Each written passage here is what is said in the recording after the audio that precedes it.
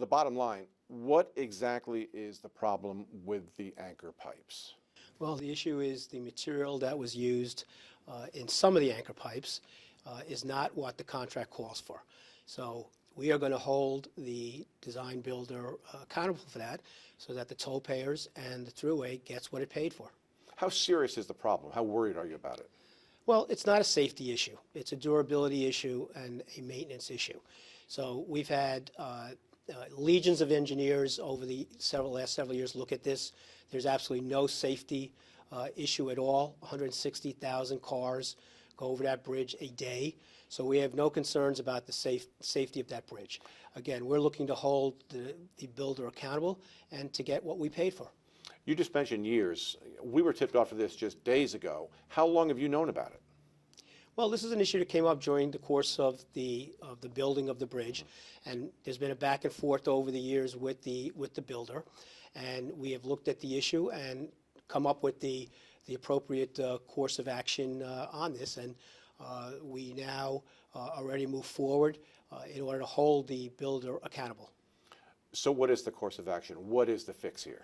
Well, the one course of action here will be certainly bringing a lawsuit, which we are initiating today against the builder, again, to hold them accountable to get what we paid for and to ensure that the toll payers and the Thruway are made whole from the builder not conforming and adhering to the contract. On the engineering side, we will be beginning a fix of that issue to strengthen the bridge and to ensure the durability of the bridge and get what we paid for. What does that entail? Physically, what does it entail, this retrofit? Well, the retrofit will employ a process called supplemental load path, where a steel sleeve will be placed over the existing anchor pipe, again, to reinforce the anchor pipes. The anchor pipes hold the cables in place, and the cables are what's holding up the bridge. So we will be reinforcing that over the next 2 years. Now, I know there are in place all sorts of legal mechanisms as you go through in the process, when you have disputes with the contractor. But if this was known about when the bridge was being built, why wasn't it fixed while the bridge was being built? Well, we found it through our project team's quality control and quality assurance. And the material that is suspect was not what was put in on the existing bridge.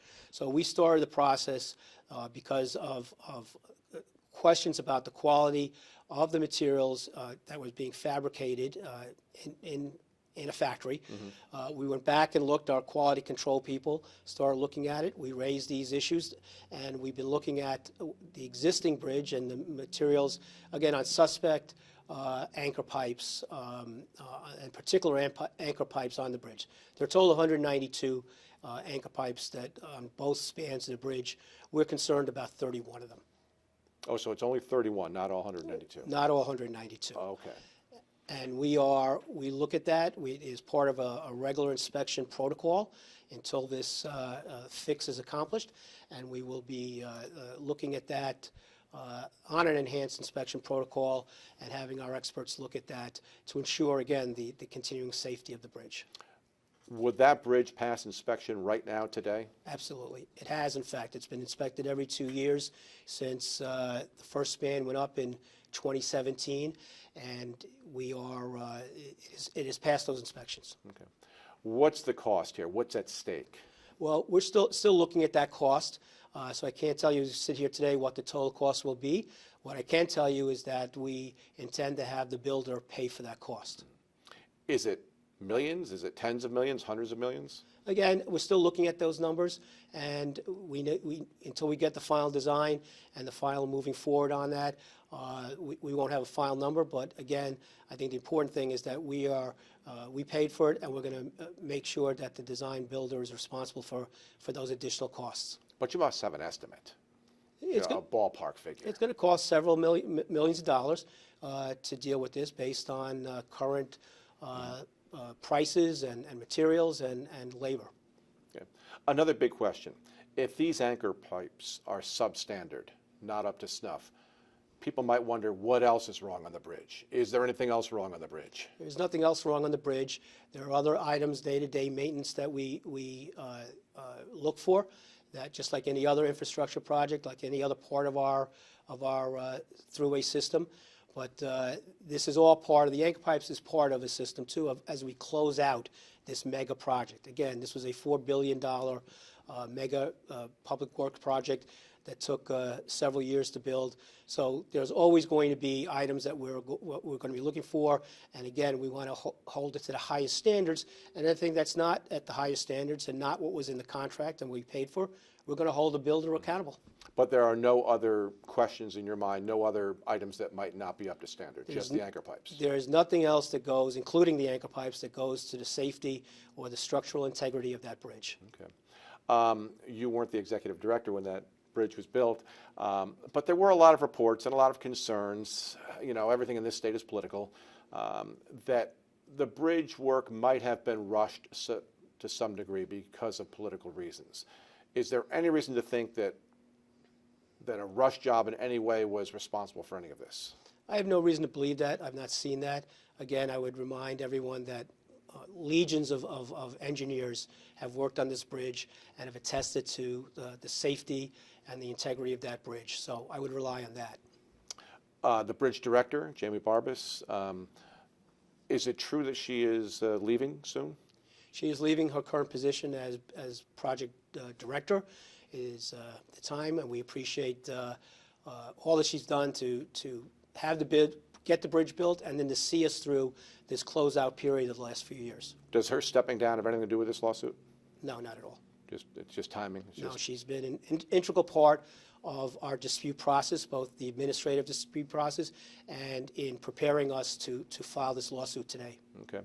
Do you have anybody in line to take over? We're looking at that now. We have internal folks here at Thruway who have vast experience in construction management and construction oversight and project oversight. So we'll be looking to fill that by the time Jamie leaves for her next project. Okay. And when is that? When does she leave? Mid-September. Okay. Is there a timetable for the retrofit project? Do you have to wait for the lawsuit, or do you proceed with the retrofit? No, we're proceeding with the work that has to be done on that. We've already started the contractual process to deal with that, but the work itself will begin next spring, and then it'll take approximately 2.5 to 3 years to complete all 61 anchor pipes that we're looking at. I thought it was 31. Well, it's 31. We're adding additional pipes in order for our due diligence and to be safe. So you've targeted 31, but you're going to add an additional 30 just to be safe? Yes. Okay. I just want to make sure I make a note of that. So 31, but 61 will be retrofitted? Yes. Okay. And was any consideration given to replacing the anchor pipes? We had our experts look at that. We had several expert panels and second opinions that we received. I wanted to make sure that when I came in as executive director, we had done our due diligence and we knew what the appropriate course of action was. And replacement was looked at, and it was considered a viable course of action. But when we weighed the pros and cons on this in terms of impact operations, in terms of how quick this could be done, all the pros weighed on the side of choosing the supplemental load path as our course of action. Okay. And I know you may have just said it, but you said it would take 1.5 to 2 years. When do you estimate the project will start? The actual work will begin next spring. Okay. Okay. Are RFPs out? Have they gone out?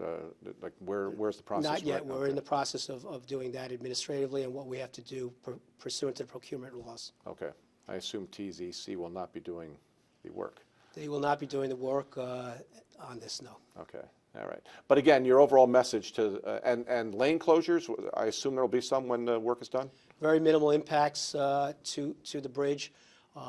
Certain steps of the retrofit will not require any lane closures. Others will have minimal impacts. But again, the beauty of this bridge was built with 4 lanes in on each span, and so we have ample room to do what work is required and to keep the traffic moving. How frustrating is this to you? Well, it is frustrating. We contracted with them to get this work done, but but work like this comes up in mega projects of this size, so it's all in a day's work here. You paid $4 billion for this bridge. We expect it to last for 100 years, and now we're finding these problems in just a few years. That's right. That's the purpose of the lawsuit. We should not be dealing with this 6 years after the bridge opened. Do you have any idea what the cost of the lawsuit might be? What this is going to cost the taxpayer, fighting this? We have outside counsel working with our in-house general counsel's office to pursue the lawsuit. So I don't have numbers right now what it'll cost us, but obviously there'll be a cost to be represented and bring the lawsuit. But I anticipate that will be part of our damages and what we will pursue TZZ for. You'll ask for legal costs. Absolutely. Okay. But again, the bottom line is your message to the commuter, the resident of New York is? The bridge is absolutely safe, and we're going to do everything to hold the builder accountable to get this work done. And just out of curiosity, can you describe how you initially determined there was a problem? Was it just a rigorous, constant inspection, if you will, on the part of your staff to watch every single thing that was being built? Well, there was an issue originally with the material that was being used in some of the components with the fabricator. So that alerted our team to take a closer look on the quality assurance, quality control at the materials that were on the bridge. So some of the components we had questions about. We started pursuing that with TZZ, and again started having a rigorous inspection program, having again legions of experts and engineers look at this to arrive at what the appropriate course of action would be here. But who spotted the questionable material originally? Is it people on your staff? Is it DOT inspectors? Was it in the factory, you're saying? There was in the factory. There was some of the steel components had issues, didn't seem to be up to the quality. Okay. That was part of the regular reporting system under quality control and quality assurance that was provided for in the contract, and that led to the builder looking at it. They informed the Thruway and the project team, and it went from there. What are your lawyers telling you? You're going to win this? They're pretty confident that we have a strong and substantial case. Okay, great. Thanks. You're welcome.